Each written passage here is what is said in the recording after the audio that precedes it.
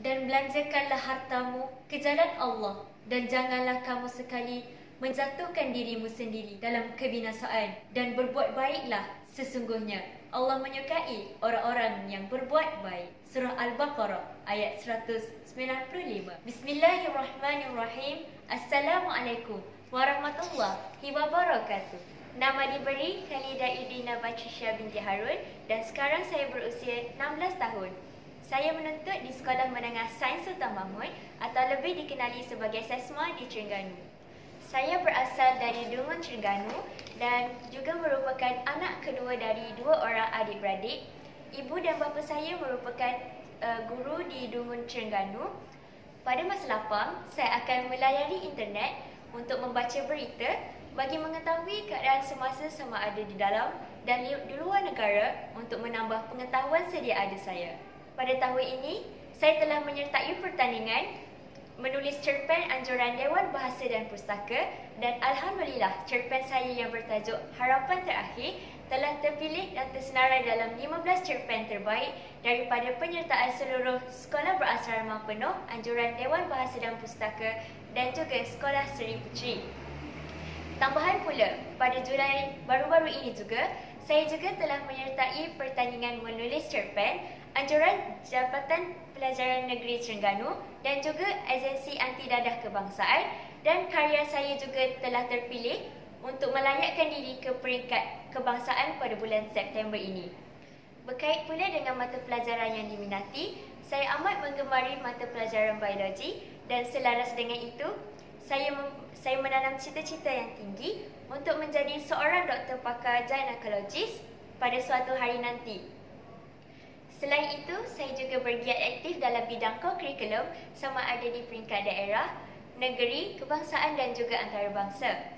Saya merupakan salah seorang ahli pandu puteri Ranger di peringkat negeri Terengganu, dan saya juga sekarang sedang memulakan projek khidmat masyarakat untuk melayakkan diri mendapat penganugerahan Pandu Puteri Raja yang akan dianugerahkan kepada mana-mana ahli Pandu Puteri Ranger yang berjaya menyiapkan projek tersebut berdasarkan syarat-syarat yang ditetapkan. Baiklah, resensi buku saya pada hari ini bertajuk Juara karya S. Othman Kelantan. Buku ini dikarang oleh S. Othman Kelantan atau lebih dikenali sebagai Syed Othman bin Syed Omar Al-Yahya. Beliau telah dilahirkan pada tanggal 13 November 1938 di Tebing Tinggi, Kemumin, Kota Baru, Kelantan, dan merupakan salah seorang sastrawan negara yang dikenali.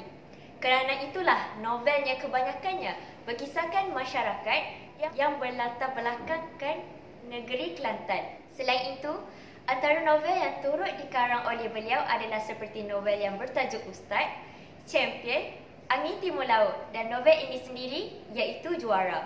Buku Juara ini telah diterbitkan pada tahun 1976 oleh Dewan Bahasa dan Pustaka. Pada kulit hadapan buku ini terdapat nama pengarang dan juga gambar dua ekor lembu yang menjadi simbolik tentang keseluruhan cerita ini, dan pada bahagian belakang kulit buku ini pula menceritakan tentang serba sedikit biodata tentang diri penulis dan sinopsis tentang buku ini. Manakala pada bahagian tulang buku pula terdapat tajuk buku, nama pengarang dan syarikat terbitan buku Juara ini. Saya telah selesai membaca novel Juara ini, dan sesungguhnya karya ini telah menampilkan watak utama iaitu Mamat atau lebih dikenali sebagai Pak Mat sebagai seorang protagonis yang berpengalaman luas dalam bidang politik, namun sayang sekali dirinya kecewa lalu berpindah dari Kelantan ke bumi Thailand atau lebih dikenali pada suatu masa dahulu sebagai Siau. Sesungguhnya novel ini telah ditulis bagi mengkritik dan menyindir beberapa golongan tertentu, khususnya dalam bidang politik. Jelaslah novel ini memperlihatkan perjuangan orang Melayu khususnya dalam bidang politik, kerana situasi pada masa itu terdapat pergolakan politik di negara tersebut. Karya ini begitu syarat dengan pelbagai budaya Melayu dan juga Thailand dengan situasi konflik yang begitu tidak menentu. Hal ini digambarkan dengan jelas kerana penguasaan undang-undang yang lemah dan tidak adil yang menyebabkan kejadian pembunuhan berlaku dengan begitu berleluasa di selatan Thailand ini. Baiklah, seterusnya pula, novel ini turut membangkitkan isu politik namun ianya dianalogikan dalam bentuk perlawanan laga lembu di mana ia merupakan suatu permainan yang begitu diminati oleh masyarakat Siam pada ketika itu. Istilah juara yang merupakan tajuk buku ini dapat ditafsirkan juga sebagai pengarah atau jurulatih kepada lembu yang sedang beradu. Pengarah ini yang berasal dari Kelantan secara tidak langsung terkena tempias permainan laga lembu yang diminati oleh masyarakat Siam pada ketika itu. Kelantan adalah negeri yang bersempadan dengan Siam. Sesungguhnya novel ini berlatar belakangkan kehidupan di negeri Siam tersebut kerana bersempadan dengan negeri Kelantan. Sekarang, mari kita beralih kepada sinopsis buku juara. Novel ini berkisahkan tentang seorang lelaki yang bernama Mamat bersama beberapa orang anak buahnya yang baru sahaja kehilangan rakan seperjuangan mereka yang bernama Abang Lazim. Abang Lazim ini telah dibunuh dan ditembak selepas mereka menjuarai satu pertandingan laga lembu yang telah diadakan. Abang Lazim telah dibunuh oleh Pak Isa, Dolah Munduk dan beberapa orang kunsurnya yang merupakan watak antagonis kerana hasad dengki dengan kehebatan lembu yang dimiliki oleh Abang Lazim yang bernama Calik. Mereka begitu marah dengan Calik kerana telah mengalahkan lembu mereka yang bernama Langsat. Dalam novel ini juga, Mamat telah dipaparkan sebagai seorang ahli politik yang baru sahaja meletak jawatan setelah gagal sebanyak 2 kali dalam pilihan raya yang telah diadakan di kawasan itu. Dan beliau sesungguhnya merupakan tulang belakang yang kuat kepada kemerdekaan Tanah Melayu pada ketika itu. Mamat meletakkan jawatan disebabkan dia merasakan khidmatnya tidak diperlukan lagi oleh masyarakat pada ketika itu. Setelah itu, Mamat mengambil keputusan untuk berpindah ke Siam setelah kalah dalam pilihan raya di Kelantan bersama ahli keluarganya. Dalam cerita ini juga, terdapat banyak persamaan antara kehidupan Mamat dan juga perjuangannya dalam bidang politik. Mamat turut terlibat dalam bidang perlagaan lembu dan sering menang dalam pertandingan tersebut. Bagi diri Mamat, menang atau kalah dalam perlagaan lembu ini telah dianggap seperti perkara biasa, seperti dirinya yang menghadapi pilihan raya pada sebelum ini. Umum mengetahui, laga lembu merupakan salah satu aktiviti yang melibatkan pelaburan wang dalam jumlah yang besar dan dikategorikan sebagai berjudi. Jika lembu tersebut menang, maka wang tersebut akan menjadi milik pihak pemenang. Mamat telah mendekati perlawanan laga lembu ini setelah berlakunya 2 kali kekalahannya dalam pilihan raya di Kelantan. Mamat banyak menerima ilmu dalam bidang laga lembu ini daripada sahabatnya iaitu Abang Lazim. Mamat telah memilih untuk berpindah ke Siam kerana dia ingin fokus dalam perlawanan laga lembu tersebut. Kelebihan Mamat pula ialah Mamat ini bijak memilih dan juga menilai lembu yang terbaik untuk dipertandingkan. Kehidupan Mamat pada ketika itu hanyalah berlega-lega di sekitar kawasan bom dan juga laga lembu. Setelah kematian Calik yang telah ditembak oleh Pak Isa dan juga konco-konconya, Mamat telah melatih Aral, iaitu seekor lembu muda yang tidak pernah memasuki mana-mana pertandingan laga lembu. Aral ini dilatih dengan begitu baik dan sering beroleh kemenangan dan menjadi juara dalam setiap pertandingan laga lembu yang dipertandingkan. Namun, setelah kematian Dolah Munduk yang menyebabkan Mamat disoal siasat dan ianya membantutkan pencarian Pak Isa yang telah membunuh Abang Lazim pada setahun yang lalu. Setahun selepas Mamat disoal siasat berkaitan dengan kematian Dolah Munduk, Aral menjadi semakin popular. Malahan, Aral juga pernah menang ketika berlawan dengan seekor lembu dari Pulau Lonel. Sebenarnya, lembu tersebut merupakan kepunyaan Pak Isa yang dicari-cari selama ini oleh Mamat. Tanduk lembu itu telah disaluti dengan besi agar ianya lebih tajam dan dibuat semata-mata untuk membunuh Aral. Pada ketika itu juga, bukan sahaja lembu yang berentap di ruang laga lembu, malah ia juga melibatkan pergelutan dan pertarungan hebat antara Mamat dan juga Pak Isa. Dendam mereka tidak berbalas, iaitu berkenaan kekalahan Pak Isa pada suatu ketika dahulu dan juga kemarahan Mamat atas kematian Abah Lazim yang telah dibunuh oleh Pak Isa. Dan akhirnya, Pak Isa mati ditembak oleh Mamat di hadapan penyokong perlawanan Laga Lembu tersebut. Novel ini mempunyai beberapa isi dan mesej penting yang hendak disampaikan oleh pihak pengarang. Antara isi dan mesej yang hendak disampaikan adalah seperti kehidupan berpolitik, budaya Laga Lembu dan juga dendam yang tidak terbalas dan juga kasih sayang terhadap ahli keluarga. Beralih kepada elemen pertama iaitu kehidupan berpolitik atau dianalogikan sebagai sistem politik dalam aktiviti Laga Lembu. Watak Mamat ini dibangunkan untuk menunjukkan situasi politik di Kelantan di mana Mamat ini memanifestasikan protesnya terhadap nostalgia politik di tanah tumpah darahnya sendiri. Di mana Mamat ini mempunyai sesuatu yang tidak dipersetujui olehnya di Kelantan. Oleh itu, Mamat menjadikan Laga Lembu ini atas dasar pelarian kerana ingin mahu melupakan kenangan lama di Kelantan. Selain itu, pengarang juga memasukkan buah fikirannya di dalam novel ini dengan mempamerkan bahawa aktiviti melaga lembu ini dan juga mengumpul pengek taruhan atau lebih dapat ditafsirkan sebagai aktiviti menabur janji dan kemudian hilang setelah menang. Dan sesungguhnya pemikiran inilah yang harus difahami sedalam-dalamnya oleh para pembaca.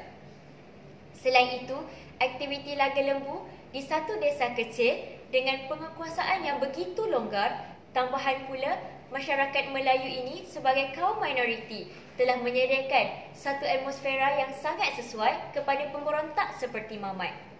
Dan akhirnya, Mamat terpaksa mengalah kepada kehendaknya untuk menjadi juara politik, sebaliknya menjadi juara lembu. Seterusnya beralih kepada elemen yang kedua, iaitu aktiviti budaya Laga Lembu. Kegiatan Laga Lembu ini diklasifikasikan sebagai salah satu kegiatan judi. Laga Lembu merupakan satu pertandingan lawan antara dua ekor lembu di dalam bong atau ianya lebih dikenali sebagai tempat di mana lembu dilagakan. Lembu yang dapat mengalahkan lawan sama ada secara membunuh lawannya atau dapat bertahan dengan lebih lama di dalam bong tersebut berbanding dengan pihak lawan akan dikira sebagai pemenang. Dalam perlawanan ini, terdapat sejumlah wang yang besar akan dipertaruhkan oleh para peserta. Novel Juara membawa pembaca untuk menelusuri kehidupan masyarakat di selatan Thailand iaitu di Bang Nara, Thailand. Di mana di kawasan ini tiada undang-undang terhadap perbuatan tersebut. Malahan, aktiviti ini dapat menjana pendapatan yang begitu lumayan kepada pemilik lembu laga yang menang dalam pertandingan tersebut. Novel Juara ini juga jelas memaparkan tentang Mamat dan juga Abang Lazim yang begitu handal dalam pertandingan Laga Lembu. Ketika Calik dipertandingkan atau lebih dikenali sebagai lembu kepunyaan Abang Lazim, Mamat telah menjadi juara dalam pertandingan tersebut. Calik iaitu lembu kepunyaan Abang Lazim seterusnya akan dilagakan pula dengan lembu Pak Isa yang bernama Langsat. Dalam laga ini, Mamat telah menggunakan pelbagai tipu helah bagi memenangkan Calik dan akhirnya dengan wang pertaruhan sebanyak 200,000 baht, Langsat berjaya dikalahkan. Perkara ini menyebabkan Pak Isa, Dolah Munduk dan juga beberapa orang kuncunya tidak berpuas hati dengan Abah Lazim dan bertindak menembaknya dan juga bersama lembunya sekali iaitu Calik. Namun begitu, minat Mamat dalam bidang Laga Lembu ini tidak terhenti begitu sahaja setelah kematian rakan seperjuangannya itu.